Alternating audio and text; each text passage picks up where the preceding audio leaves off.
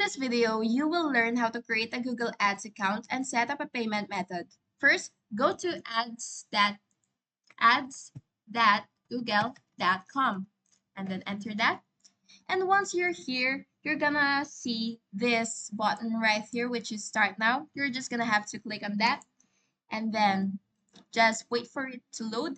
And once you're here, you're gonna have to sign in with your Google account or create a new one if you don't have one yet. Just click on that and wait for it to load again. And now you have to follow the prompts to set your first campaign or skip to the dashboard.